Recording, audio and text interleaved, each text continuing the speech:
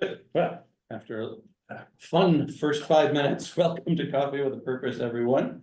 Our guest this morning is Jaymin Patel. Patel, running for the Democratic nomination to State House Representatives, running against David Linsky, who we had here last week. So we're happy folks have taken a couple of Mondays in August to hear both of these folks tell us why they would like to have this office. And following our usual convention, we'll go around primarily for Jaymin's benefit, very quickly do introductions. We're not looking for stump speeches from anyone as on issues or anything else. Just let them know who you are, maybe perhaps how long you've been in town, that kind of thing, what maybe your top interest is. And oh, right. Yes, good. And let's see, we'll start with folks in the room here at MetroWorks, and we'll start with the person who is new to me, Elizabeth, was that? Yes. Yes, Elizabeth. Elizabeth Spark, yes. Yeah. I'm an old friend of Pat's, Okay. and Sally, Yeah. and Carol, Very good. and was around when Coffee with a Purpose was thought of and created, yes, associated.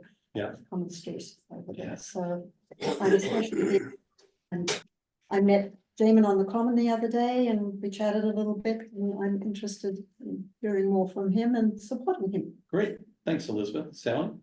Good morning, I'm Sally Hopkins, and I'm glad to be here in person, and I'm looking forward to hearing from Jaymin, and this is a great forum. Great. Thanks, Sally. Judy? I'm Judy Dixon, and I am the housing equity advocate at Family Promise Metro West. Yeah.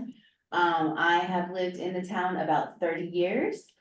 And have worked in education from preschool to middle school, including bilingual education. In Boston and in Natick, I have run a family support and education program for families with young children. And I was most recently employed at Memorial School, and for 6 years as a librarian, and so I know Gia and Armand. Oh, Yeah. Oh, nice. All morning I was trying to pull his name. It's been a year since I was in that. So I know your niece and nephew quite well, Great. although the names.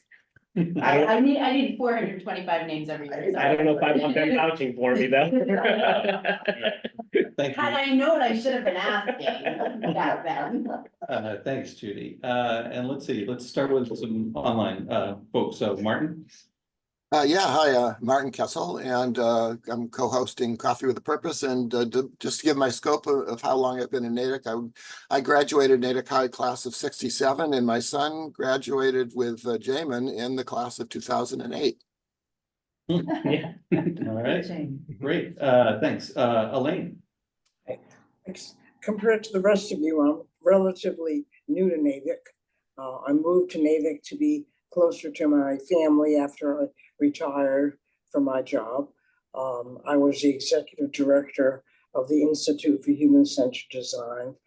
And the way I've gotten to really appreciate Natick is this Coffee with a Purpose. Meeting people, listening to their backgrounds, other people. So glad to be here. Great, thanks, Elaine. Kathleen? Hi, good morning, Jaymin, and welcome. I'm a 34-year resident of Natick. I'm on the Library Board of Trustees, and I volunteer with Keep Natick Beautiful. Thanks, Kathleen. Brian? Good morning. Hi, Jaymin. Hey, Ryan. I'm a progressive environmentalist. I've been trying to influence the conditions at Lake Cochituate and been doing a lot of work with Pat. Really appreciate everything he does. Thanks for being here. Thanks, Brian. Rick? Hi, good morning, Jaymin. I'm glad to finally meet you, if only virtually. I'm feeling a little better coming out of this last couple of weeks, and look forward to hearing about you. I've been in Natick since 2018, so relatively short time, but through Coffee with a Purpose, I'm trying to do as deep a dive as I'm capable of doing. Anyway, thanks for coming. Thanks, Rick. Pat? Yes, good morning, Jaymin. Nice to meet you, at least virtually. I was gonna just say that we're keep Natick beautiful, and in the words of my late son Brett, build common ground by picking up trash from our grounds. Thanks, Pat. Sarah. Hi, excuse me. I'm Doug's wife, Sarah. Doug and I have been here a little over 40 years. I have been involved in various things around town meeting member, retired geologist, having spent my career doing hazardous waste site assessment and cleanup. So environmental issues are near and dear to me. Thanks. Thanks, Sarah. Tom. Yeah, hi, I've been a resident of Natick for about 34 years. I'm a town meeting member and trying to be active in the climate world, and welcome. Thanks, Tom. Bev. Possibly Bev's away from her computer. Bev is Martin's wife. Yeah, she's got two connections. I'm not sure which one is gonna be able to be unmuted. Maybe she can just wave. Yeah, great. How about Brinley? Can you hear me now? I'm sorry. Oh, yes, Bev. Yes, we can hear Okay, you. my apologies. I have to use my phone as a mic because the mic on my computer broke. So I'm using the computer for video and the phone for audio. So my apologies. I'm Martin's wife, and we've lived back in Natick for close to 30 years. And we're both in town meeting, and Martin didn't mention, but he's also chair of Open Space Advisory Committee. So we've been both active in Natick, and we both work for the polls. So, and good to see you again, Jaymin. Jaymin is a friend of our son, Nathan. Great, thanks, Bev. Brinley. Good morning, everyone. Brinley Vickers, 24-year resident of Natick. I was on the recycling committee when there was a cycling committee. I was on the Pay As You Throw task force. I'm a town meeting member. Have two kids, one still in the public school system, one going off to college. I'm also environmentally concerned. It's nice to hear from you and nice to meet you virtually. Thanks for being here. Thanks, Brinley. Let's see who's next. Carol.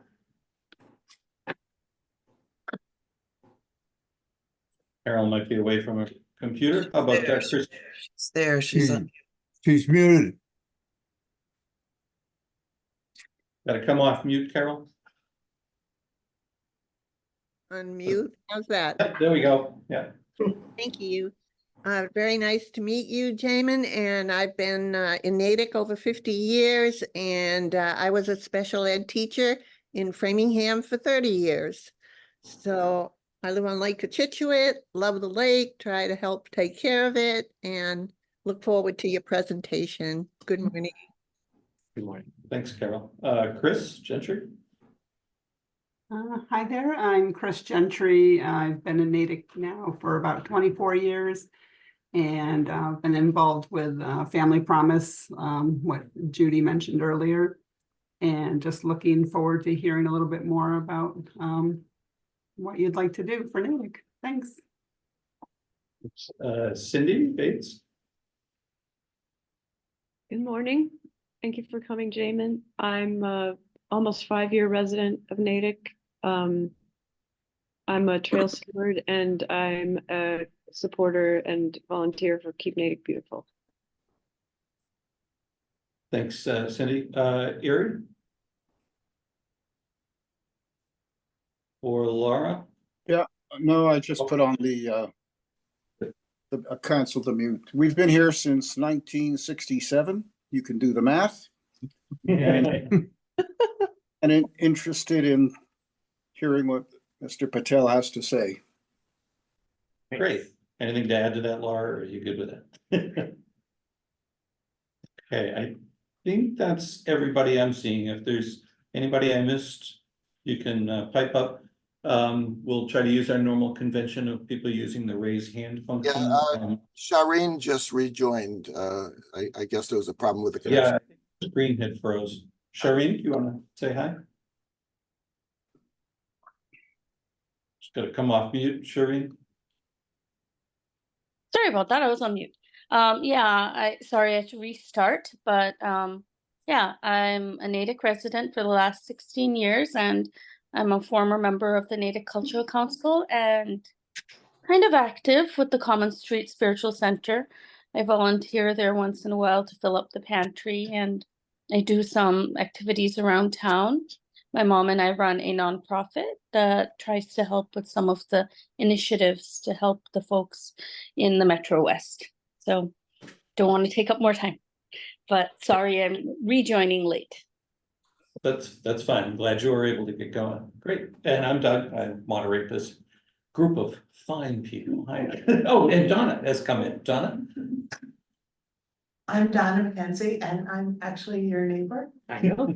So it's great to see you here in person. I look forward to what you have to say. And I think I win the prize for somebody who's been in Natick the longest. I live in my parents' home that they bought in 1951.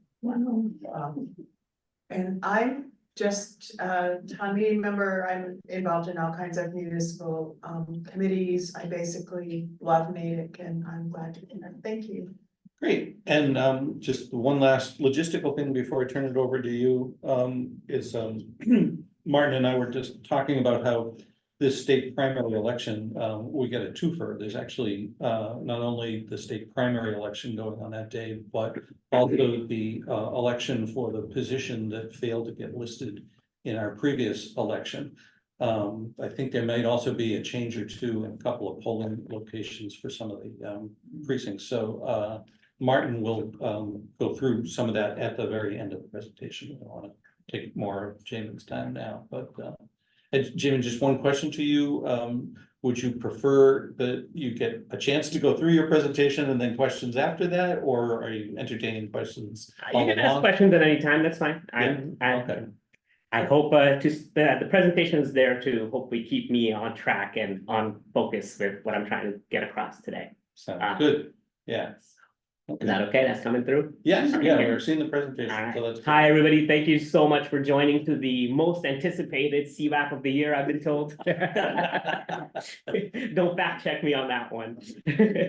But thank you so much, seriously, for all that you do. I know a lot of you guys are involved in the town with various methods, and I wish there were more of you and more of my generation doing the same. As you can notice, a lot of people have been here for varying amounts of time, from 50, 70 years to some 4 years, things like that. And while we go, I just want to talk a little bit about this. I want to say special thanks to Doug and Martin Kessel for having this in August. I know I was told initially that usually they take August off, and but they wanted to hear this, and I'm glad they're giving me an opportunity to speak with so many of you at once. I really appreciate that.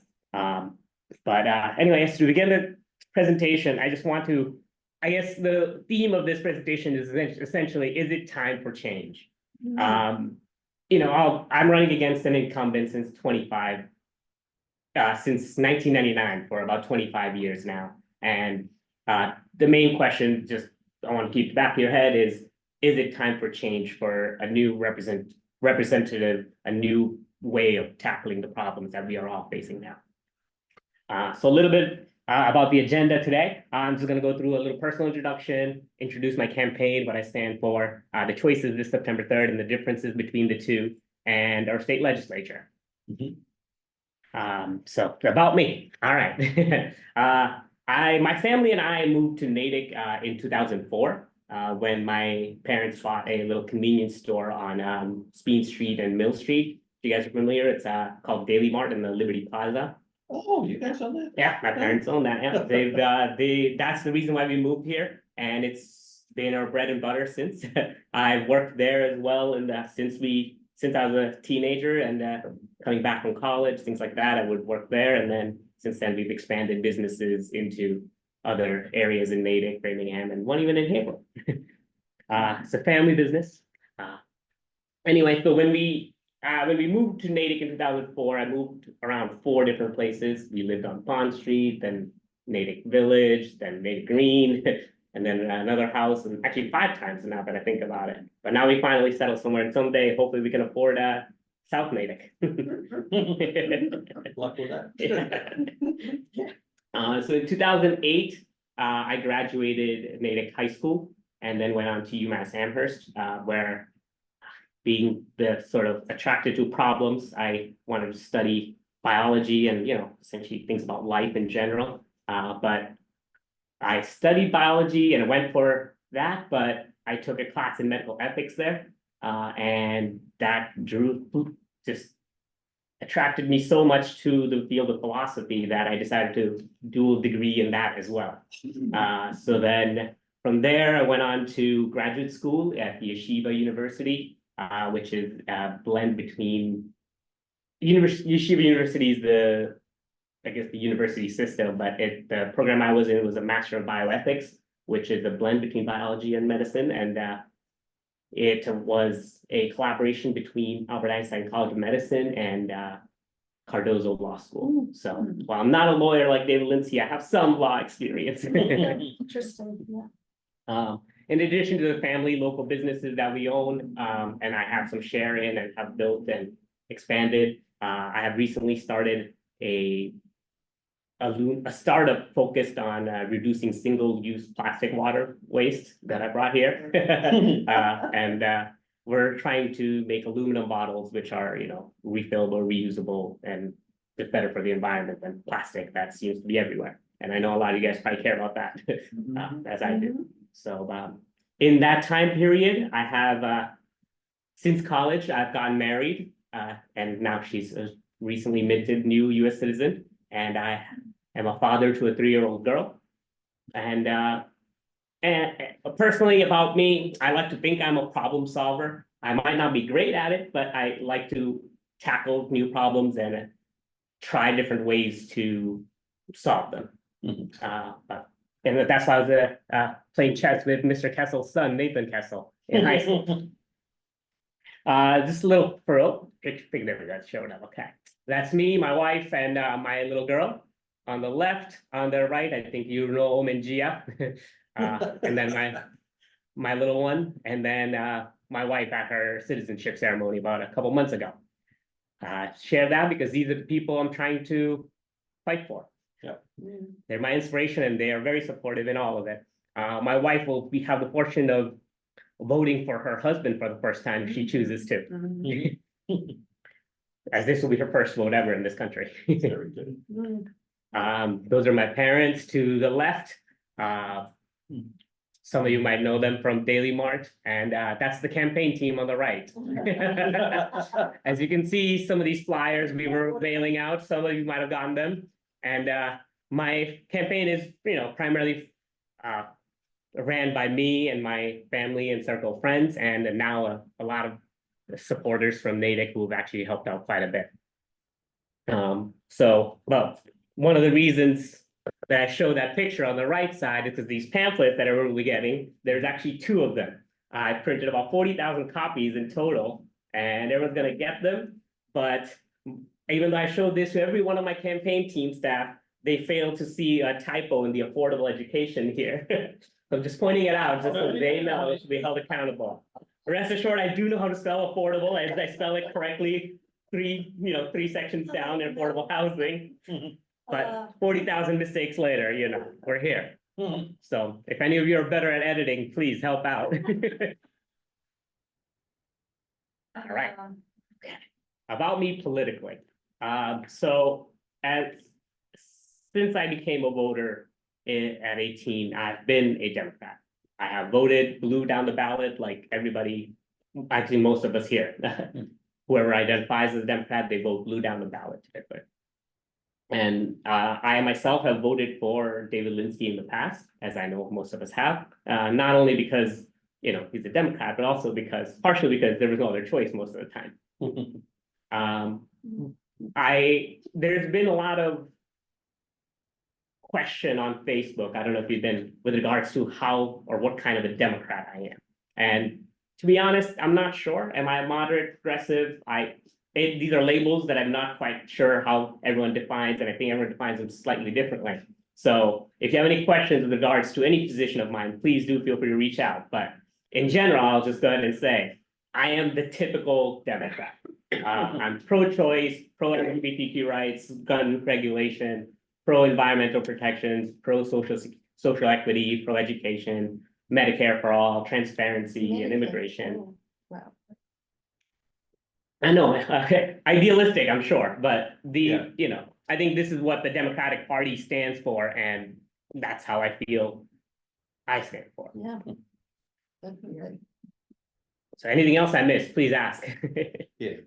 All right, so another question people have asked me is, why am I running for office? It's pretty simple. There's a bunch of answers actually, but one of the main things I realized was, talking politics doesn't change anything. And if you want something to change, you have to do something. You have to vote is one thing, right? I tell my friends, you can't complain about the state of anything if you don't vote, because you had a choice to say something and you didn't. But I'm finding now more and more that, especially in Massachusetts, that even just voting isn't enough, because most of our ballots are uncontested. I think in this primary, it's only 8.4% that are actually contested primaries. So even when you go to the ballot boxes, there's not much of a choice. So how do you get your voice heard? And that's why I decided to run. One of the major things that guided me to do that is just, in general, affordability. I'm noticing that, and I think most of us agree here, that affordability is a huge issue in everything. Quality of life is determined by how much you can afford life. And people in my generation especially are feeling the hurt. We can't afford education, we can't afford housing, and those are the two main platform pieces for my campaign as well. Additionally, I want to send a message to the state legislature to sort of prioritize these things over other things, over power, over anything else, because if they don't, we're running out of time, right? There's a doomsday event coming up eventually, it looks like, and the more we delay, the faster and harder it's going to hit us. I also want to encourage others to run. I think the 8.4 contested primaries is abysmal. We need to have more people run. My age, I hope more than, but just in general, I think we need to have choice so that we can, like today, right? At least whether or not you agree with me or not, at least you have somebody you can say that, okay, I think this guy sees the way that I see it and this guy doesn't, as opposed to, I guess this is it because he's my party. And to protect the future, all right? I'm not all completely altruistic. I'm trying to protect the future for my daughter, to be honest. I see my generation struggling with all these things, and I don't want my daughter to struggle with the same things or worse things, which, for example, is happening with abortion and things like that now. But just even basic things like affording education.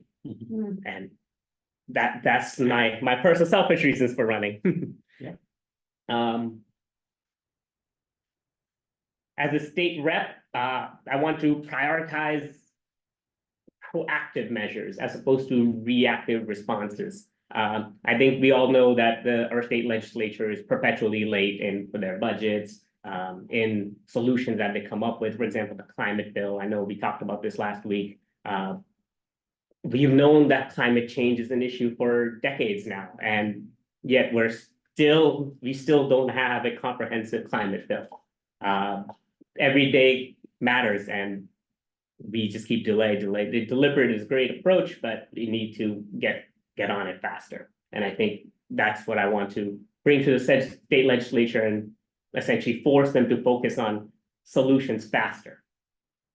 I want to champion social justice. I want to ensure government is open and accessible to the public.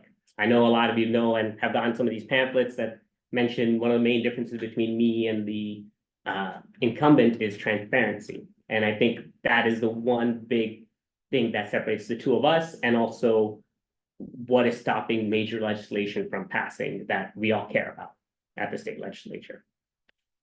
I want to challenge the status quo and bring fresh perspective and solutions. I think Mr. Linsky focused heavily on, for example, experience being critical to the legislature and the work that they do. And I don't disagree. However, that also leads to the same people tackling the same problems the same exact way. And, you know, I think there's a saying that, like, you know, it's called insanity when you try the same thing and expect different results, right? And so I hope to encourage more people to run and to bring fresh perspective to the legislature to tackle these issues. And not me, somebody. Yeah. Yeah, great. And, you know, I understand that as a role of a state rep is to provide constituent services. And I think I commend our incumbent for having helped so many families in the past over the last 25 years. And I believe that I would do the same in his position. And I think most of us would. I think we want to help each other, but I think helping one at a time is inefficient. I think we need to approach this as a policy way so we can help groups of people at a time. And also, if you help one person, then we need to make it that streamlined for the next person, because there is no issue that only one person is facing uniquely. There are many, many people that face the same issues, just only one of them has reached out. And if we need to make, you know, I don't know if Dave Linsky's website has any sort of resources available for all the problems that he has helped solve and how other people can access that same information without having to go through the same process with him again. And I think that we need to streamline that process.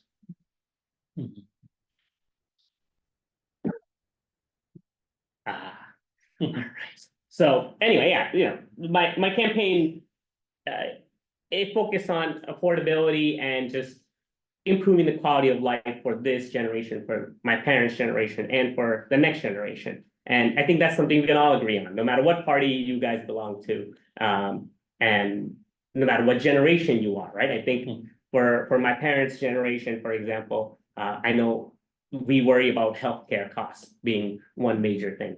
So far, they've been very lucky, but they refuse to go to doctors because of the high copays, and despite the fact that they already pay so many high insurance premiums. And I think that is a genuine concern of theirs, and genuinely don't think that our legislature is trying to fix that the way it needs to be fixed.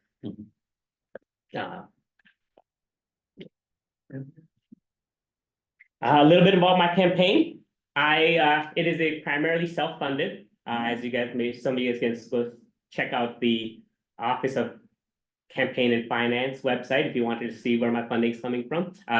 It is all me. I know previous school committee election, there was some question as to where the money and where the interests were. I just want to make sure everyone knows here, is primarily me with some residents who have, from Natick residents who have donated to my campaign. And I'm eternally grateful for that. I have not yet once technically asked for any donations because it's not in my nature, but they've been very kind to go on the website and do so themselves. I really appreciate that. The campaign composed mostly of my friends, family, and supporters of the town. I think although I've not met a lot of you people in person, I have had the pleasure of speaking with you over email, and a lot of people have guided me through the campaigning process, especially thanks to Rick.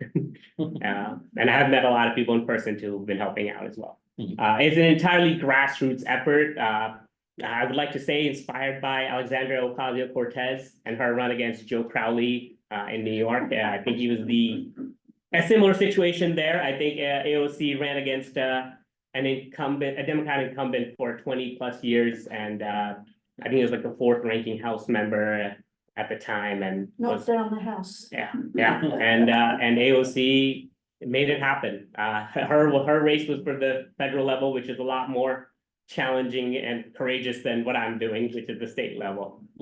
Also, Diana DiZoglio, I'm not sure if you guys are familiar with her, the state auditor. She is bringing transparency to the legislature through a ballot measure, but initially she was actually a House rep. Then she went on to become a senator, and then it's now a state auditor. Yeah. And so this is an important piece. So my campaign, as some of you might have noticed on Facebook, has garnered support from Democrats, independents, as well as Republicans alike.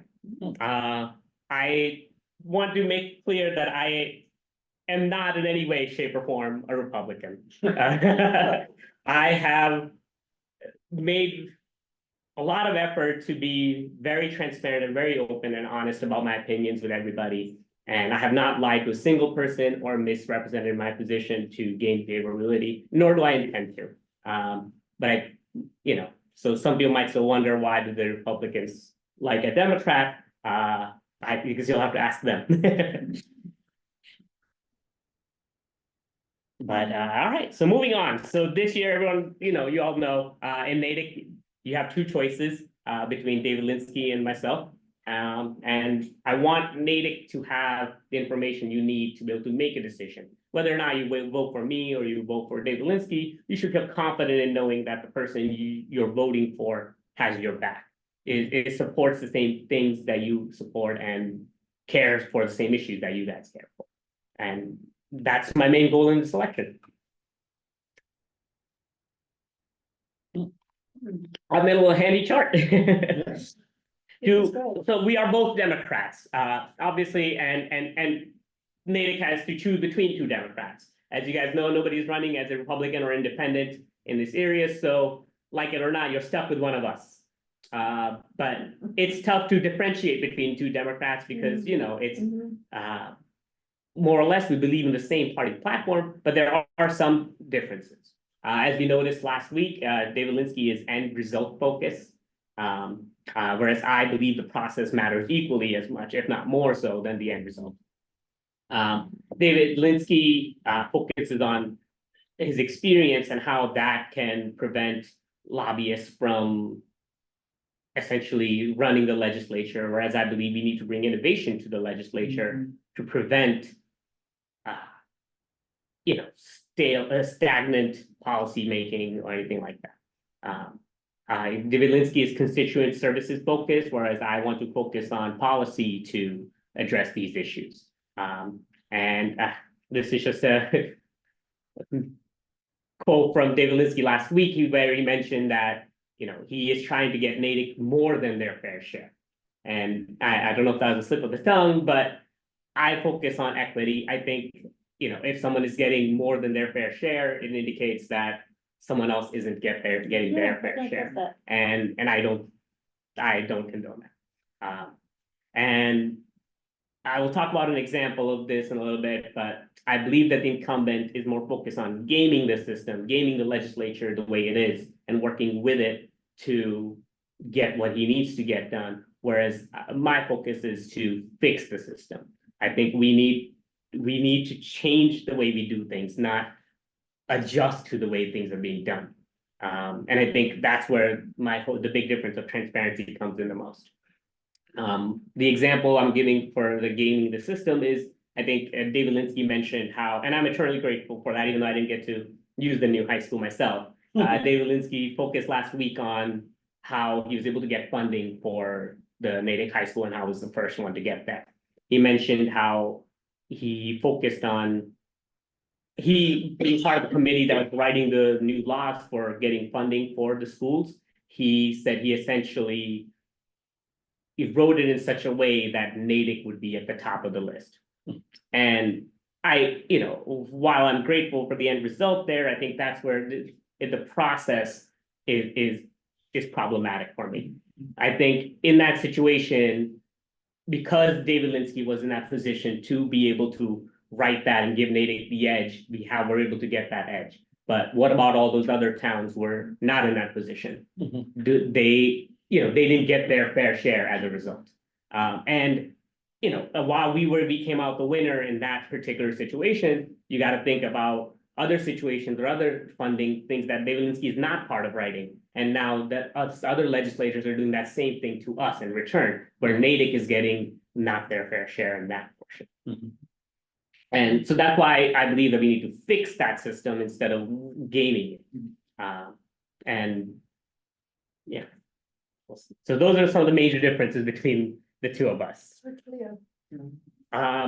So now I want to I don't know how much time I have, sorry. Okay. Take as much time as you want. So now I just want to take a moment to focus on transparency. As many of you know, that's one of the biggest differences that David Linsky and I truly hold. And I think that's what I would focus most of my energy on, trying to determine which candidate suits your interest most. The reason why I believe that is because I believe genuinely that we do care about transparency.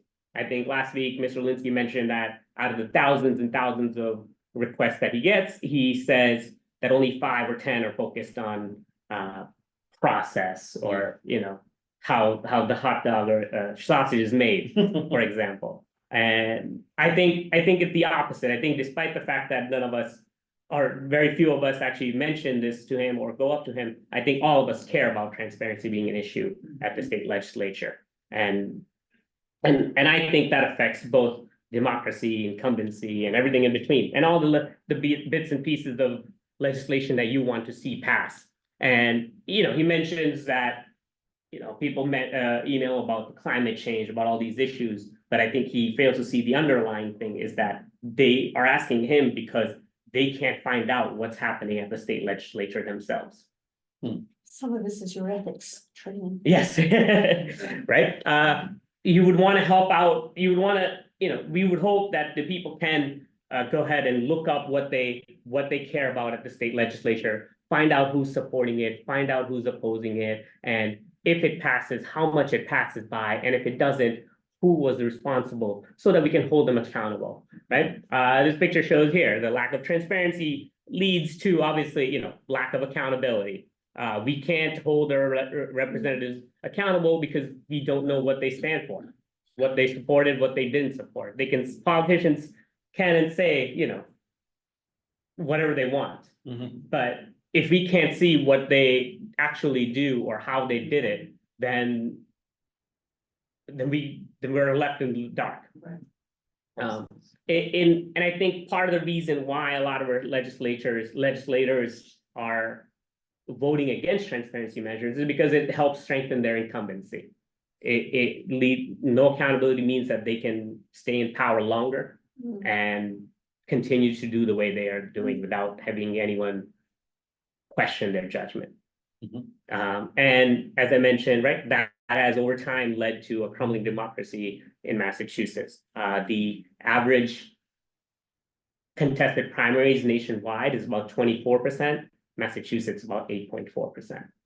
And I think that's directly related to transparency measures in Massachusetts. Yeah. So I think a better example to do this is to show how bill becomes a law. So typically speaking, just an overview, in general, about 6,000 bills are filed every legislative session.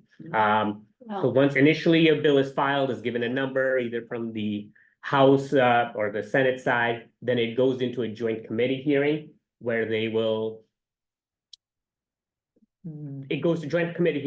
decide which ones to approve for floor vote or which ones to deny or which ones to send to study. Most of the time you find out that most of them get sent to study, which is a euphemism for it being killed. Right. Nothing happens to those. But the ones that do make it out of committee go to bill readings, they get engrossed, then they go to conference committees where they go to the Senate and they essentially come to a compromise between the two bills. What is it? So essentially that's where that particular house approves that particular version of the bill. That's not still a law. It just means that then the Senate has the same process of their own, and then the committees come together and essentially get rid of whatever they don't agree on, and only keep what they do agree on. Okay. And then, you know, for enactment, then it goes back to the floor votes again, they all vote on it, and then the governor signs or vetoes that particular bill, and then it becomes law. So Mr. Linsky mentioned that he has had 5,000 roll call votes in his 25-year career. That amounts to only 200 a year, which is nothing because, as I mentioned, right, it's just, yeah. And those are just bills, not alone the amendments, which can also have their own roll call votes. So our state legislature has a practice of having voice votes above all. Most things that happen, most things that pass are voice votes, so that again, you do not know who voted for what or by how much margin something won or didn't win. Yes, supposedly, Are it's those for not expedience. recorded? No, Oh, most of them are yeah, not. I mean, like, not recorded sound wise, but recorded, Yeah, in print. No one is Nope. immediately taking record held of accountable. which That- person and which vote. Yeah, I don't Wow. think that's possible. It is with a not, yeah, voice so- vote. It's. Actually, if you go on, so a lot of this information I got from. Oh, it's a simultaneous Mass. voice Yeah. vote. Yes. Yeah. So they It's not essentially. a you. No, That so would it's be- essentially on bill, this regarding environmental policies, I want to hear yays, nays, people scream yays. And sometimes they don't even allow for the yays because, again, it's the Speaker of the House, you know, our legislature is heavily Democrat controlled, and the Speaker of the House knows people will vote whichever way he essentially tells them to vote, and they don't even need to do a vote, they just approve it. So if you go on Act on Mass, which is where I've gotten a lot of this information, you will see an example of that where, you know, a bill is passed without virtually any record keeping whatsoever. I want to contrast this with an experience I had in Natick downtown. Someone asked me on Facebook, like, why aren't you running for town level politics first and then moving up to the state level politics? Because personally, my experience with the town politics has been, especially on the measure of transparency, has been pretty great. For example, as you guys know, right, my family and I, we own businesses and we've tried to expand in Natick and we want to stay here. So a few months ago, my family and I tried to open a liquor store in Natick. And the process of that was essentially straightforward. You know, I went to the office and then go ahead and applied, and we sent out notices to everybody around the area, things like that. And then we had a hearing with the select board where I was able to present my case, where people were given a chance to object, whoever wanted to object, and people did, which is fine. And then the select board members went around and gave the reasonings for why they will vote the way they were going to vote. And ultimately, we did not get that license, which again, not the outcome we were expecting, but it was a transparent and a fully open process that I appreciated. And that drastically differs from what we see at the state legislature. At the town meeting, so all those meetings, for me preparing for that meeting, I was able to go ahead and see all of their select board meetings with regards to other people who tried to apply for liquor licenses, why they were approved or denied. It's all recorded, and you can all go back and access that, and I did to try and prepare for my own presentation and for my own application. Obviously. Yes, and they were, the reasons they provided the other people who applied for why they didn't get approved were sane and were, well, not just sane, but they all made sense. And I could tell that it was not some sort of a partiality, right? Exactly. I was not some sort of partiality or some corporation, a corporate interest or anything like that, that led me to not being approved that process. That cannot be said of the legislative process. And that's my biggest concern.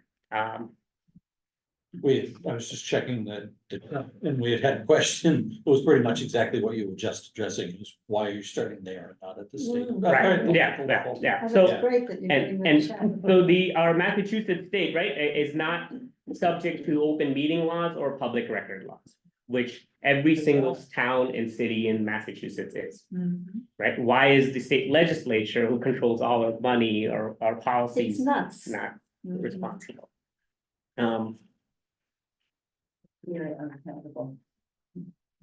As I mentioned, roll call votes are very rare at the State House. It's not the exception.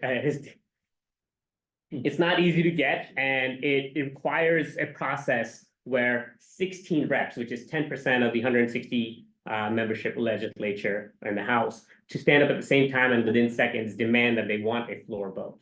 That is one of the reasons why we actually have the votes on transparency that I'm trying to hold Mr. Linsky accountable for. He dismissed them last week as Republican efforts, and I think that's really unfair to, I think at least a dozen progressive Democrats and organizations like Act on Mass Legislature Reform, things like that, Democratic Coalition, a lot of these organizations that have been trying to push for transparency in the state legislature, and I think he dismissed their efforts and all the work that they did by just saying that was a Republican effort. So the younger ones, are the only ones that are gonna get to their feet. Yeah. And able. Yeah. And able. Yes. Younger and So, able. yeah, so Mr. Lindsay focused heavily on 81 being the number to get anything done at the legislature last week.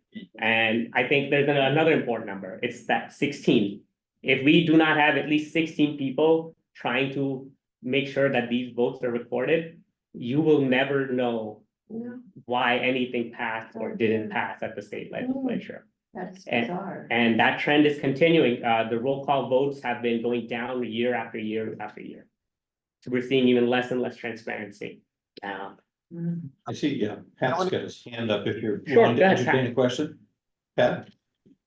Yes, Jaymin, my understanding is that if the representatives don't go along with the speaker on how he or she wants things to go, then they can be severely punished and not allowed to get on committees if they want to taken off committees. And that's what I've heard, that the speaker has way too much power. That is 100% correct, Pat. Yeah, so I will share the resources that actually show you might have even understated the problem. And David Linsky disregards the problem altogether. The state legislature is so broken and so concentrated towards the Speaker of the House that many of our legislators, rank and file members, don't have a say. I think a lot of times, when you hear, if you have a problem or reach out to your state legislator and, urge them to back environmental bills or back this, honestly, it's reached a point where they are powerless. Your best bet is to go to the Speaker of the House directly, Ron Mariano, to do that. And if this trend happened around 1995, where they started concentrating the power to the Speaker of the House. I think there's a former Democrat, Jay Kaufman, who was a state rep for 20. Oh, good friend of mine. Yeah, really nice. Yeah, for 2025. I wish he was here. Him or Jonathan Hecht, former Democratic representatives of the House, right? I mentioned Diana DiZoglio. She's also a Democratic representative of the House. They've all pointed out the same issue, that the Speaker holds way too much power, and the fact that their committees and things like that he controls, it controls their paycheck. Are you guys likely to question your boss if he controls your pay? Are you able to? Would you and I was actually wanting to show that later on, but where is it? Mr. Linsky voted to give him more power. So, for example, here, despite that being a problem that everyone had pointed out, including Jay Kaufman, Jonathan Hecht, all these Democrats, despite that, David Linsky gave him more power, not just this one and this one right here as well. So there was in 2017, one of the first things and one of the fastest bills that they've ever passed was a act further regulating the compensation of public officials. So this was with regards to giving themselves pay raises, which, again, I understand that they're doing work for the government and they need to be paid accordingly, but the way they went about the payment system is problematic. What they did in this bill was they gave the Speaker of the House power to give stipends and committee chairmanships to people. And that, that money and that power that only he controls.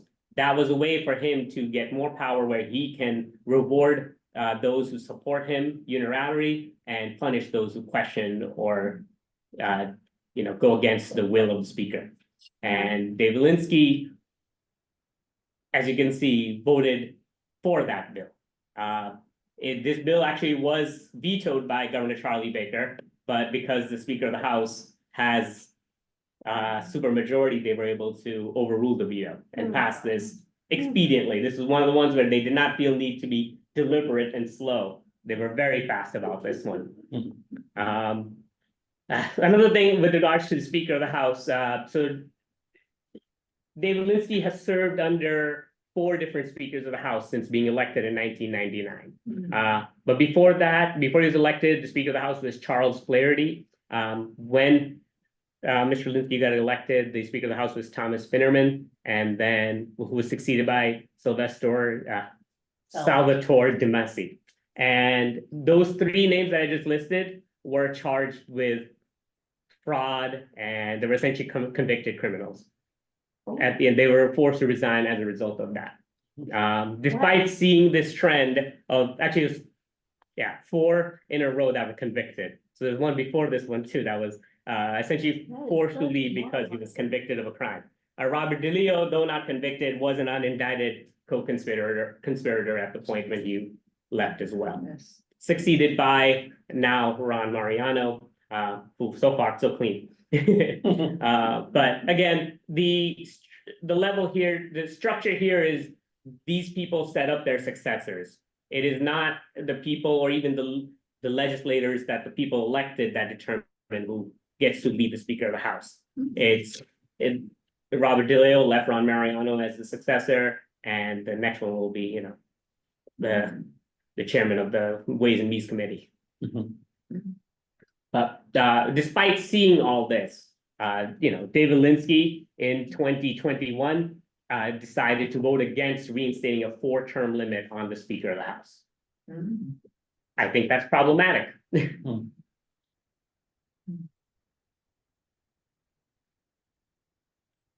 And Pat, yes, that's a great question. And as a newcomer onto the political stage, I would not have any committee memberships, committee chairmanships for them to take away. So at the very least, I would be able to vote my conscience and vote for the people the way I would think they want me to represent them, not the way the Speaker of the House expects me to vote. But we would never know how you vote. Yeah. Yes, that's the thing, right? So we need to fix that too.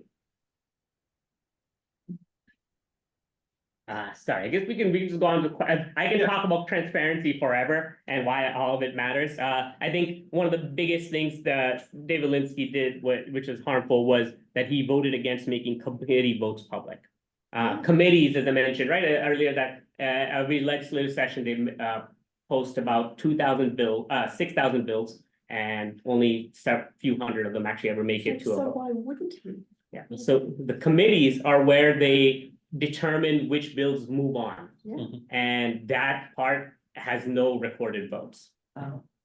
Which means that, exactly, so you do not know, again, why your bill didn't even make it to a floor. Right, and it's not a matter of the whole House voting against it or not, it's just 6 or 7 representatives from in that particular committee that get to determine whether or not that gets moved on or not. And most of those, as I said, get sent to study, and you're told that, hey, they tried, but it didn't go anywhere. Yes, go ahead. So it's like, do you still have more of your presentation? It's more all on transparency, and sometimes I have a lot of examples, but I can just answer in questions. That's okay as well. What I was going to suggest was, it's always nice to be able to see your face, so when you're done showing. I see. You want to get rid of, okay. You're That's fine, certainly yeah. welcome to come back. Yeah, no, You absolutely. Show a slide. Sure, yeah, let me stop the illustrate presentation. Yeah, great, okay. And Elizabeth, you had a question? So the relationship I'm getting clearer about is like, we're the boss here. We employ him. Yes. That's the dynamic, that's the relationship, but we don't exert the power of the boss because we're uninformed for many reasons. Yeah. And partially deliberately. Yes, so I appreciate being so illuminated by the details of the process. It's a great education for me. I will have a pamphlet coming out with more of his votes on there. Donna's got a question, I've got one myself, but go ahead. I do healthcare ethics, and I'm also a lifelong Catholic chaplain. I have a question about equity. How far does equity extend? What is the responsibility of the Natick and Wayland communities to other communities? For example, Kearney Hospital, which was founded in 1863, is being closed. It pioneered some of the most innovative surgeries in the state. A lot of people don't know that. The first abdominal surgery was performed there, not Mass General. And it had moved in the 50s. It's in Dorchester, serving the poorest of the poor, some of the poorest of the poor, not Springfield, in the Commonwealth. And 1,250 people between Kearney and, is it so that are gonna lose their jobs, and they get severance pay, right? But the people in those communities don't get compensated for losing a hospital. We lost a hospital in Natick, and I still feel sad about that. We lost the emergency situation, other things have kind of sprung up, but we're a relatively wealthy community. What is the responsibility of a wealthier community like Natick and Wayland to a situation like Kearney Hospital? I know it Where bleeds. where they're poor, a lot of poor. Right, poor and I people know in that area. institution bleeds money. We are giving 30, the governor has said we're giving $30 million to help with the transition of the closing of 4 of those, and we're taking St. Elizabeth's by eminent domain. Why, for example, aren't we taking the other 2 by eminent domain? And do you see the legislature as having any role in that? They closed their session, it looked like they were gonna talk about it, and then went out of session before it came up. I am no medical expert, but I agree. I think that there's guess too it many. speaks to Yeah, equity again. yeah, there's too much. There's too much going on there, but with regards to medical institutions in the state, I was actually talking to a constituent where he works in their role, and he says that Tufts Medical Health, I think all these institutions are struggling. His proposal was to increase Medicaid payments to the hospitals. And in regards to the equity portion, I think. Which is a federal, you're Yeah. throwing it to the feds. Yeah, but yes, I again, not a medical expert on this particular issue. And I think, yes, we need to do better to solve these problems for our constituents all across Massachusetts. We need to be able to make sure that healthcare is a right? And it's becoming too much of a private thing where I think Stewart Hospital, right, I believe, is a institute where they sold their land rights to their property, and but anyway, so I personally believe in Medicare for all and things like that, where I think we need to government needs to take more ownership of medicine in this state and in this country, so that they can more equitably split the expenses and the benefits to everyone that needs them. So if the state took more ownership of healthcare in this instance to serve its poorest citizens, but it would mean some kind of cost to Natick and Wayland, would that be okay for you? I think that's our responsibility to each other. Okay. Okay, It's, so you know- that's how far equity goes for you? Yes. Okay. Because it also means equity for our children. Yes. Who aren't able to afford to live in Natick. Exactly. So they're likely also to be gravitating towards And- this and- resource. Exactly, in and this way. this parallels with the issue with the housing crisis. Where, a lot of people are saying like, I know there's some population in Natick that's, not in my backyard, right? Like, I want affordable housing, but not here, right? We don't want more construction here because it's ruining what Natick is.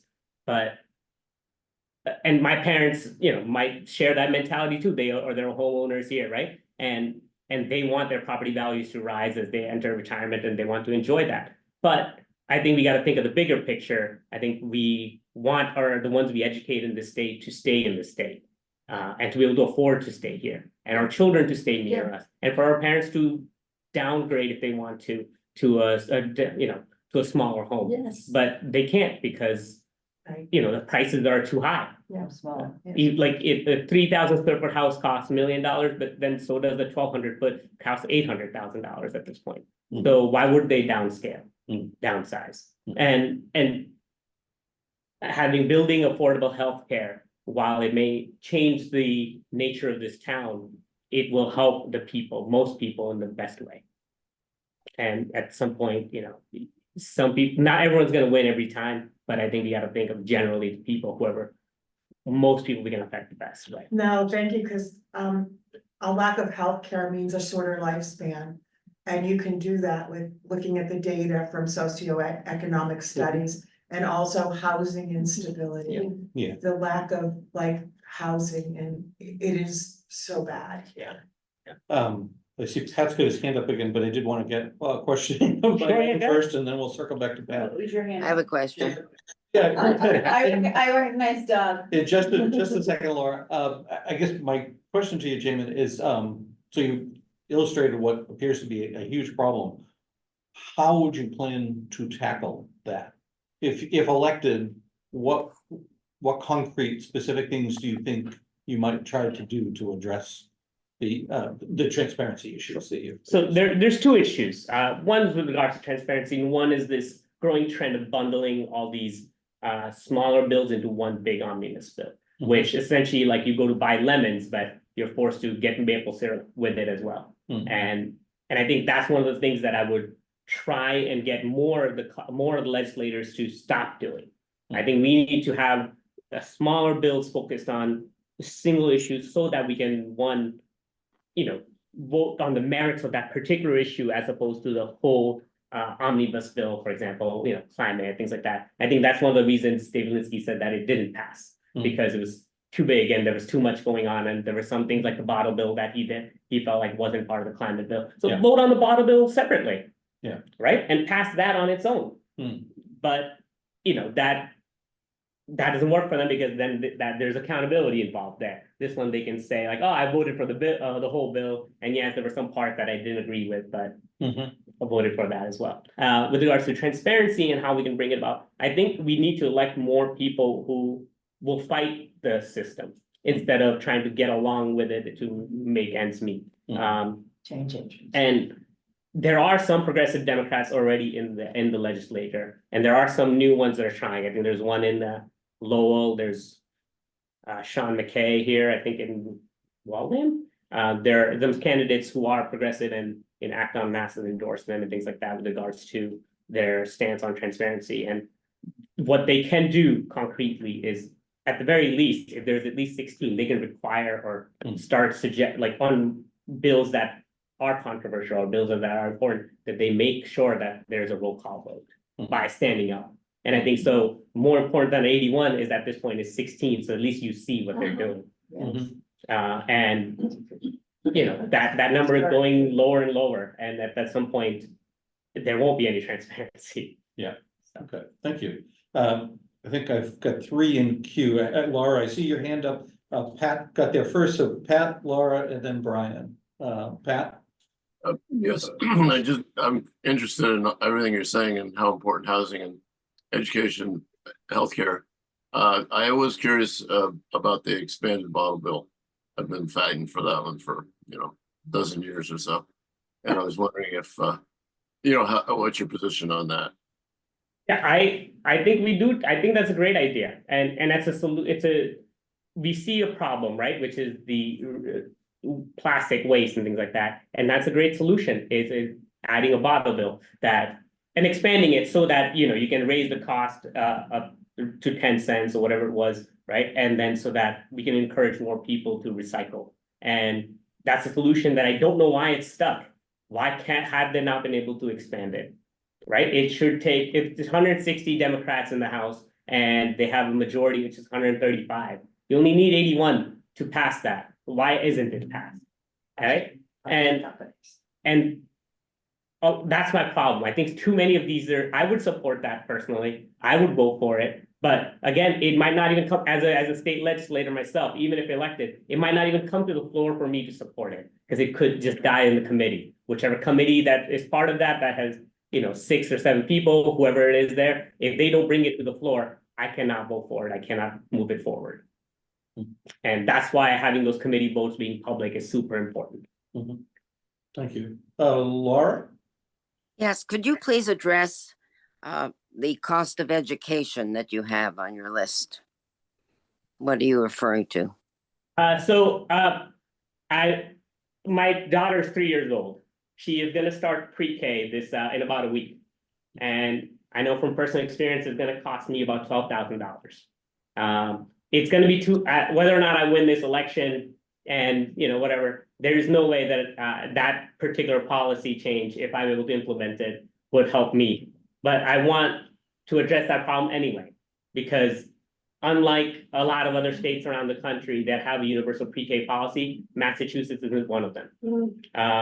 Boston has it, funded by the city of Boston, and Governor Healy has said that by the end of 2026, sanctuary cities across Massachusetts will have, not sanctuary cities, sorry, gateway cities will have universal pre-K. Natick is not one of those gateway cities. So as of right now, there is no future for, or any plans to get pre-K, universal pre-K in Natick.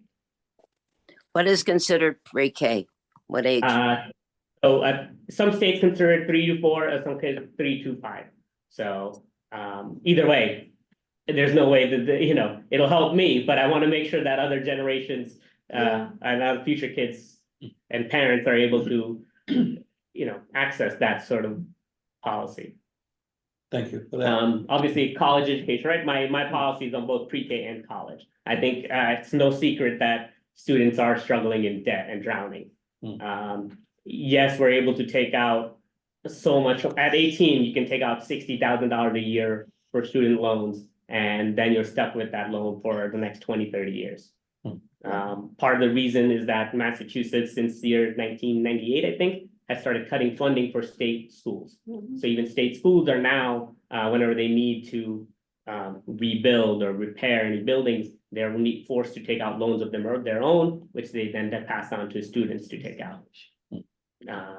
You know, as a state rep, I would urge that we do something to, you know, make this more affordable.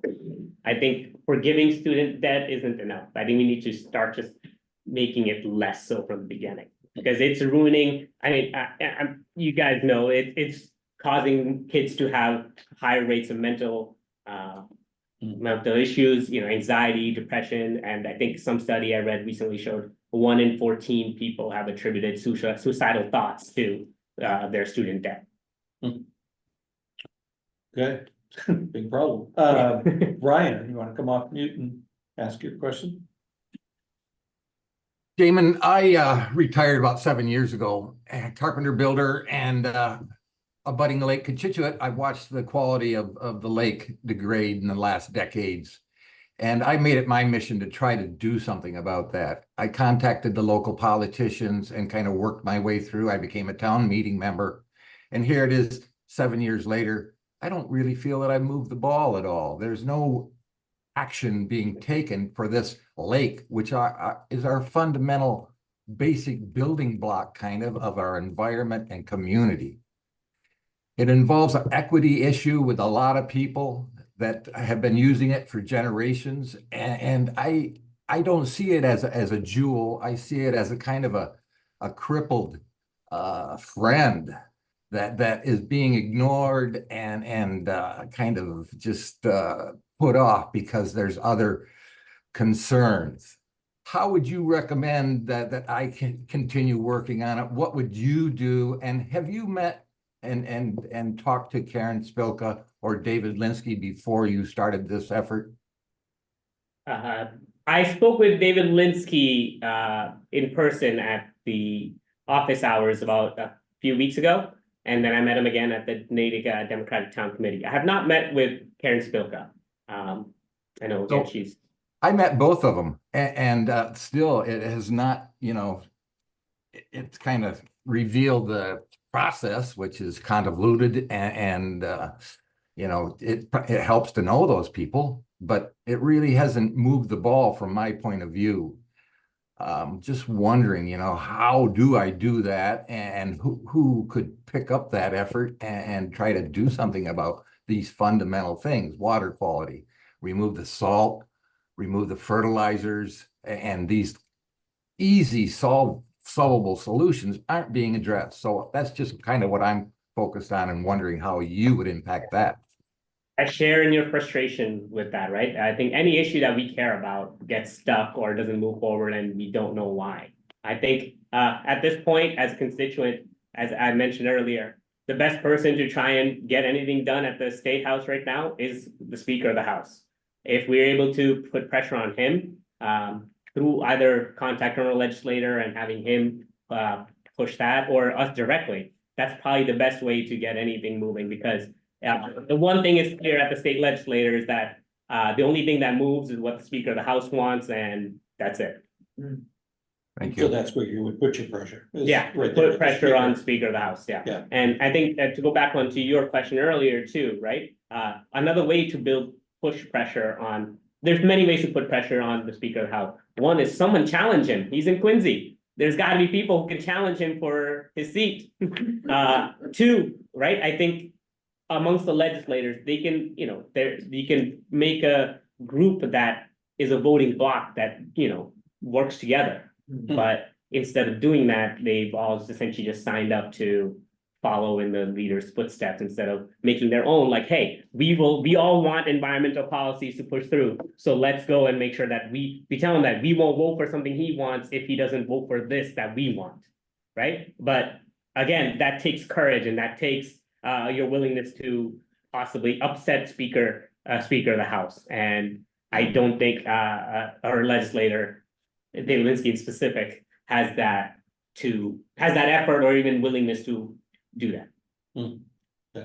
And you notice that again, because the way he answered the questions on transparency last week, right? He mentioned, oh yeah, like I believe in transparency. He says, everything I do is transparent, but I'm not going to tell other legislators how to work with their constituents. I think that's problematic in many ways. One, it's sort of like saying, I don't lie, but I'm not going to tell my colleagues not to lie to their constituents.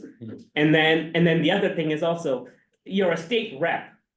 Whether or not those people are transparent or not matters to all of us, because they sit in those committees that pass those or don't pass those legislations that we want.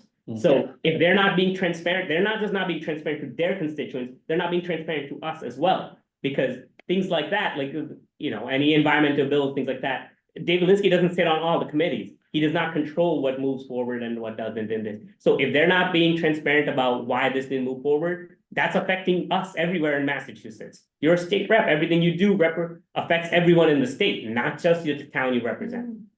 Good point. Carrie, I think you're up next. Yes, Guy. Hi, good morning, Jaymin. I've liked what you've had to say so far.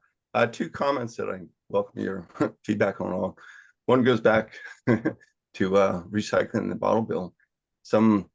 Ironically, 30 years ago this November, after 4 years of meeting monthly at Boston City Hall and working with city councilors, including Mayor Tom Menino back then, we finally got curbside recycling going in Boston.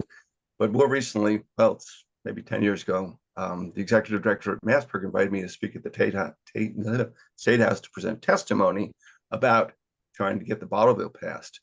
And it was DeLeo that just said, no way this is going to happen. He just viewed this as a tax on the residents of Massachusetts, and it wasn't going to go anyplace. I'm sure Mariano just, has continued with that same thought. The other thing was about the hospital closures. One of my recycling constituents lived off at Dodd Avenue in Dorchester, right near Connery Hospital. I'm sure she's quite upset that, this closure. I've got another friend that lives in Stoneham, just off near Melrose, where there was a hospital just off 93 that is recently closed. I wonder if, it seemed at once upon a time that most of the hospitals were not for profit, and there's been this transition to for profit, and it's led to so many different closures. I wonder if it's just sort of people buy them up and then sell off the the goods, kind of piecemeal, and that's causing so many to close. Any comments on those two things? I think that's what happened with Stewart, right? I think Stewart Hospital. Yeah. I think privatization of medicine is a detriment to the people. I think it should be a government service. I believe similar to post office. I think we need the government to control more aspects of healthcare, because otherwise, people with pre-existing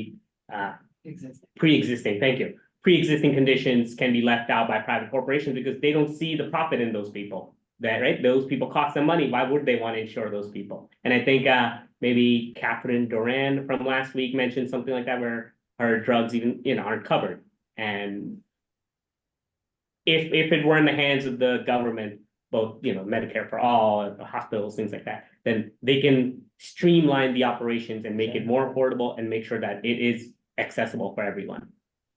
And with regards to the bottle bill, I want to say, I heard you last week too, and I commend you for your efforts and for all that you've done. Thank you. I think it's great. It's something is better than nothing, right? And I think you said something like you were there for 4 years, month after month, trying to get this passed. Yeah, we had volunteers who were running 4 different drop-off centers, 4 Saturdays a month that just staffed this, all volunteers. We got 1 paid position who worked at the at City Hall just to contact volunteers to be able to staff these different volunteer things. We did that for years, starting in Jamaica Plain in 1988 and went on for years. And then finally, it was shortly after Tom Menino became mayor that finally something happened and these trucks started rolling through the streets of Boston in November of '94. I remember it so well, dropping off these old little bins, curbside recycling for all Boston residents. It was just, a major victory, and then the whole water bottles, I heard some statistic some time ago that you could fill up Fenway Ballpark every week with the number of plastic bottles that we throw away and that don't get recycled. It's just insidious. And last week, just jokingly at the State House, I said, if we don't do something about the bottle bills, you won't need to take a ferry over or drive to P-Town. You can drive across the plastic bridge across Cape Cod Bay there. There's just so much plastic in the water bodies. I think the David Linsky mentioned last week that the bottle bill has been put back in the legislature session after session for over a decade now, right? And every year, same outcome, it gets sent to study. The reason why they don't even say, it could go 3 ways. It's like we recommend it for passage, we recommend it for not passage, and then sent to study, right? And most of the time it's sent to study instead of the other 2, because the other 2 requires them to say, we approve it or we don't approve it. But if they say they don't approve it, why don't they approve it? They'd have to say that. But by sending it to study, no questions asked. And, I think you all see the problem I'm trying to point out. And, I look forward to working with you all to try and get more solutions to some of these problems. I think your efforts and, efforts of people like you committed to the community is essentially what's driving any progress. I don't think it's the state legislature at this point. Interesting. And it's a shame because, like the federal level sends it back to the state and the state is sending it back to just communities giving up their free time, the very little few free time they have to try and make the changes that should be the government. Isn't that what we're electing these representatives for? Yeah. Right. You just mentioned you went to a testimony with regards to this bottle bill, and so that is part of their job, right? I think the legislators are supposed to hold testimonies and hear expert witnesses on how a bill would impact the community, whether or not it would be effective, things like that. And that's what they're supposed to do between the year that it's filed and the year that after a year where they move it to the floor for a vote or not. And one of the things 10 years ago, so it kind of shows you how this is just. So have they not done any studies yet? Do not know how they will affect it? Please, at this point, just tell us why it won't work, right? Pat, back to you. Yes, Jaymin, the question I have is about the process, and which I'm glad you're focusing on. But it looks like unless you, forgive my language, kiss the speaker's ass, you're not going to get anything to go to the top of the pot. In other words, if you go in there and with your agenda, you could just be ignored for several terms with the way the structure is presently. Yes, so I definitely won't be getting any committee chairships anytime soon. I'm sure of that. But that doesn't mean that it will be ineffective. I think having voices, right? We always hear one person can make the biggest difference. I think a prime example, for example, John McCain. I think in 2017, when Obama, I think they were trying to repeal Obamacare. John McCain, a lifelong Republican, right? Stuck to his morals and voted in benefit of the people instead of the party. He put the people over party. He put people over power. And he voted against repealing Obamacare.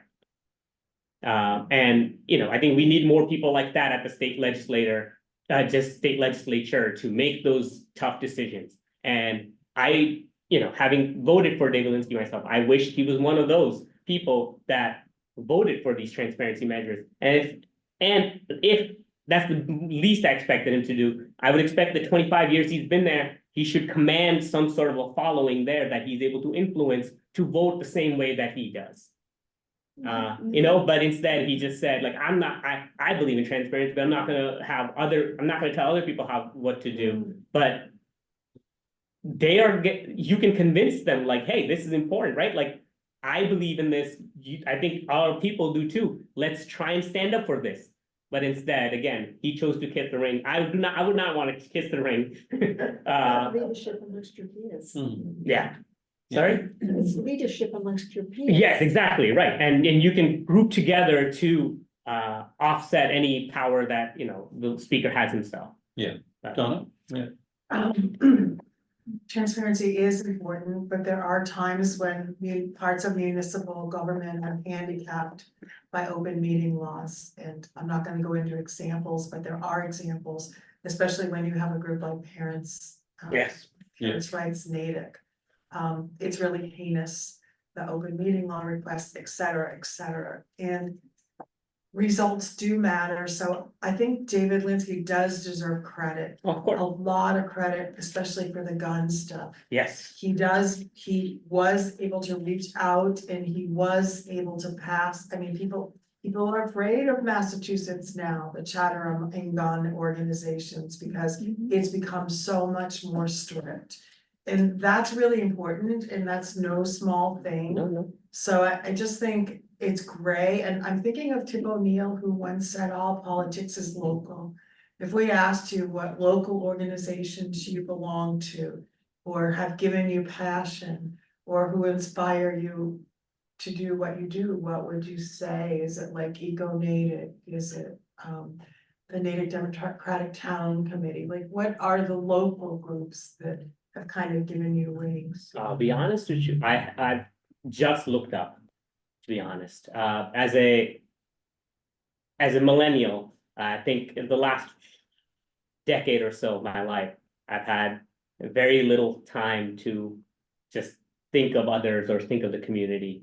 I have been focused on myself and my family, my business. It's just been one problem after another, trying to attack those, and haven't had any time to give to the community. It is now that my daughter's about to start school that I am able to focus on that. And I look forward to touching base with a lot of you today and continue in the future, win or lose the election, to take on some of these responsibilities myself and to bring innovation to it, to do something different to tackle these problems, because these problems are piling up faster than any solutions we can think of. And I need to do better. I think more of my generation needs to do that. And I agree with you. And with regards to Dave Linsky, my position on him on my website, I commend him for all the work that he's done and the service that he's provided. My issues with him are not personal in any way. It is very strictly so with regards to his role as a state rep. And I understand that, there's times when you have to work as a team, but then I think that mentality has become follow the leader instead. And that's problematic, especially in a legislature where Democrats hold a supermajority, 135. So they can. I would think as a Democrat, right, this is the best place you want to be, where you can enact all those things, and you have enough people that want the same things. So let's try those things, and they should be trying those things. But unfortunately, they're not. Yeah. Thank you very much for your honesty. I'm sure. Yeah, thanks for that, Donna. I now see 3 hands up. I'm also seeing that it's almost 10:30, which again is not a hard stop, but people do have things they need to move on to. And I know Martin also wanted to take a minute or two to just make clear some of the logistics of the September 3rd election. But quickly, let's see if we can get through at least these 3. Thanks, Judy. Bev, I think you're up next. Yeah, my memory is that when David Linsky started in the legislature, he was actually in the same position that you're in, Jaymin, wanting to shake things up and being very frustrated by it. Pardon me. And that I think he was actually part of a renegade crew. And I'm not sure what happened between then and now, but it looks like he became part of the system in order to get things done. My question to you is, if you're sidelined for years at a time, how do you move forward? So if they do not, okay. So as a legislator, right, obviously that does not impede me being able to provide constituent services to the constituents here. For whatever help they need, I am still their state rep. I can still try and get them and connect them to the things they help and the resources they need. What they can do to sideline me, in a sense, is not give me a committee chair or a good office, things like that. Those things don't matter to me. And with regards to getting things done, I do have a plan. As I mentioned, I want to encourage a lot more people to run in a lot more districts. And essentially, if there's no support, I'm going to try and find the support for these measures and for the things I care about in the state legislature. But if I can't, I will build it. I will encourage people who share the same mentalities in other towns and even in this town. It doesn't have to be me. But and if you're unable to, what do you do then? If I'm unable to pass any, what do you mean? Unable to do what? Well, David's comment at the time was that he couldn't get his agenda even heard because he had to kiss the ring of the speaker in order to do that. So if you find yourself in a position where you can't even get legislation off the ground because you're being sidelined, where do you go from there? And if you can't encourage enough people to join you in the legislature to be part of that opposition movement, how do you move forward if you are sidelined for years at a time and you can't change the system? Well, I think even if I want sidelined, I think other legislators are not able to advocate for their own agenda anyway, right? Because as I mentioned, everything's decided in committee and the Speaker of the House essentially determines what moves past the committee or not. So I think the problem I would be facing is the same problem that's already all these are already facing. Obviously, all legislators do want some work, and I would support all the legislators that share the same things that I share and want to do those things. So whether or not I'm able to pass any legislation of my own, I can certainly support as my vote carries some weight to pass legislation of colleagues that I agree with. Yeah, it's a difficult question. Yeah, no, it's how do you beat the system is the question, right? And I think my answer honestly is you have to try different ways, try anything you can, because otherwise, if you don't try and fix the system, you're working with a broken one and you're gaming it, and that is not a way to reach equity or progress. Yeah. Let's take Carrie's question. I see Cindy's now. Yeah, it's real quick, it's more of a plug than a question, actually. Thanks. It's just a lot of you people already probably know, but on Sunday, September 8th, from 2 to 5, we're going to have our 5th Repair Cafe here in Natick at the Natick Community Senior Center.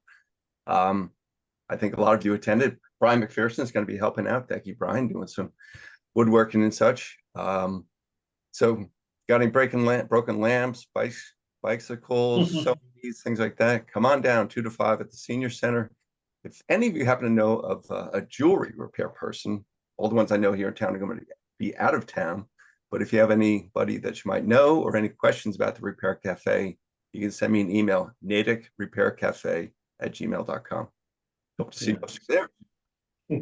Thank you for that, Carrie. And just echoing off what Donna had said, as part of thanking you, Jaymin, for coming today. I know we've had at least one request for the presentation, including maybe a couple of the slides you didn't get to. I've got it plugged into my laptop, so with your permission, Please, go ahead. Yes, email that out. absolutely, yes. Yeah, somewhere along there, or if it's okay with you, I'll also email out your email address if that's acceptable to you. Please. In an effort to help you connect, or really help all of the local folks in Natick that are involved in so many important local initiatives reach out to you. And get you involved in. I appreciate that. You guys do great work, and I want to be involved with everything you do and move that forward and get that somewhere. And I really appreciate the time everyone took today to come talk to me and to listen to what I had to say. I know an hour and a half is a lot of time to listen to a politician, but I really appreciate it. And yes, please do share my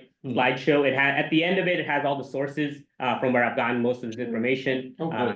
And I hope you guys take the time to read it. There is a particular document, it's about 54 pages long. I highly recommend reading it, Democracy in Decline. It is written by former Democrat state reps, things like that, and they essentially highlight each and every aspect of the legislature and how it's broken and what people can do to fix it. But I guess one of the last things I would like to do is any issue that you guys care about, I want you to try and find a bill that supports it or oppose anything, right? I want you to go and try and just go to the government website and try and find a bill and see what happened to it.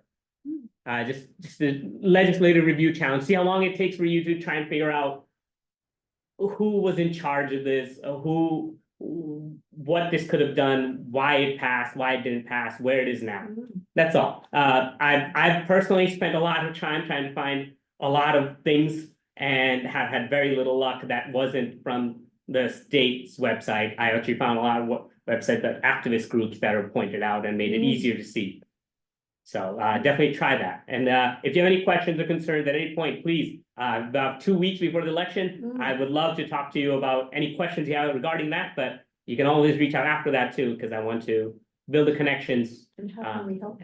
Oh, yes, I also have lawn signs and stickers if anyone wants them. I would really appreciate that. And any way you can offer help. As I mentioned, my campaign team is mostly my family, and they're not good as they didn't catch this typo. So please help out in any way you want to. I appreciate that. So I think Brindley had put a link. Is this the book you were talking about? Democracy in Decline? No, that's not it. Okay. Just type in democracy. Well, that's okay. It's in the link. It's in your presentation. Yeah. Okay. I would like to turn it to Martin at this point to just make sure that we get a chance to talk about the. Can I just ask one? Can I just say one thing real quick? Yeah, sure. Jaymin, I would love thank you for being here, and I would love to connect up with you if possible to work on increasing participation in town. For instance, we're always looking to increase town meeting membership in precinct 1 in particular.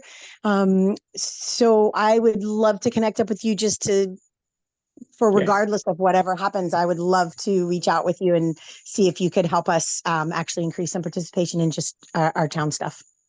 Absolutely. And if anyone needs any campaigning help, I might not be a great candidate, but I'm very good at campaigning at this point. So, thank you so much.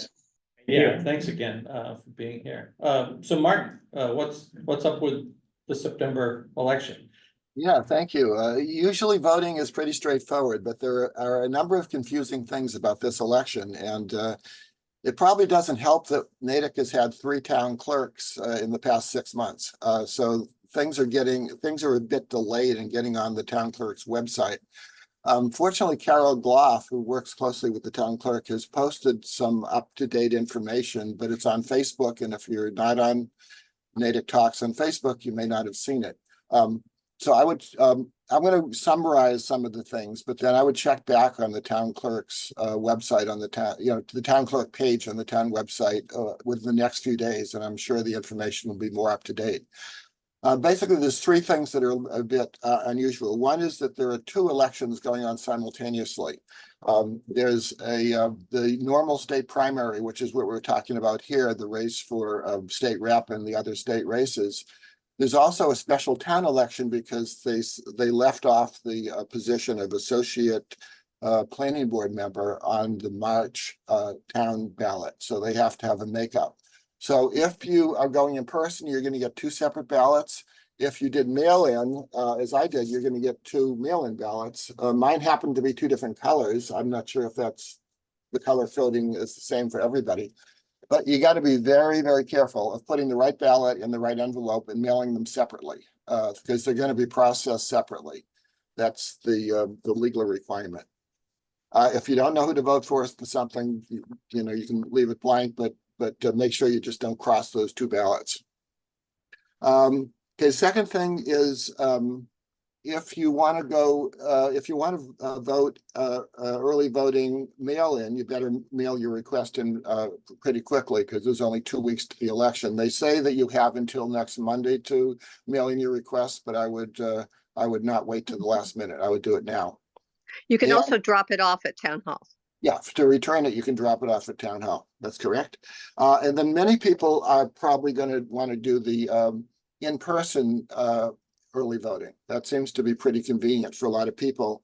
That is going to start next Saturday, which would be what, the 24th, and it's going to end the following Friday, the 30th. So 1 week period. It doesn't include the last weekend, because the last weekend people in the town clerk's office are going to be frantically processing all those ballots. So it goes from this coming Saturday to the following Friday. The exact hours are on Carol Gloff's posting, and they will be on the town clerk's website, but they're not yet. Unfortunately, the hours are different and the places are different every day. So there's no way I can summarize it very easily. You just have to look that up. I'll start you off with the first one. The first session is Saturday, August 24th, 10 to 3 at Town Hall. But after that, the times change, the location changes. You've really got to look at the list. I would say, Martin, that although town clerk hasn't posted this information on their website, they do have it. I had called myself just personally. I had messed up requesting a mail-in ballot and it hadn't shown up. And so when I called, they were able to tell me this information, but certainly it would be better to have it just posted. I mean, I assume it will be. For anyone interested, I just copied Carol Gloff's post and texted it into the chat. If you want to screenshot it or anything like that, then you'll find it. That's great. And then the third point to bring up is that some of the polling locations have changed. If you voted back in March, either for the national primary or for the town election in March, you probably know where you're supposed to vote. If not, you may have a new polling location. 3 precincts have moved, precincts 4, 6, and 8. The reason is they're trying to get all the elementary schools out of the polling location business. So Littlejohn School has closed as far as the polling location, and everything's been shuffled around. And another precinct's been added to the community senior center. So I could go through that if you want, but I know people here are pretty active, so you probably voted in March and you probably know where you are. But if you have other friends who were voting that didn't vote in March, you better remind them that some of these locations may have changed. I'd also just like to throw out real quick, Doug and I are going to be away. We requested an absentee ballot and I got one and I hadn't opened it, and I just opened it as you're speaking, and I only have 1 ballot, not 2. Oh, you didn't get both? I didn't get both. So I just throw that out there for anybody else in that situation. Open it up and look, because now I'm going to have to vote in person because I don't have the second ballot. No, they won't be in the same envelope. They're totally separate. So you should get 2 mailings. Oh, well, I only got 1.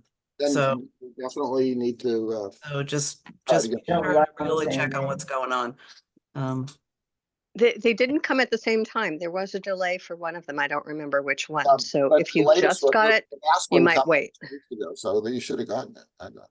Jaymin, here you were extolling the transparency of things in Natick. Man, that's all screwed up. Yeah, I could give you some more insight into that. Yeah, all right. Well, Martin, thank you for alerting people to that. I don't, and Brindley, thanks for posting it in the chat.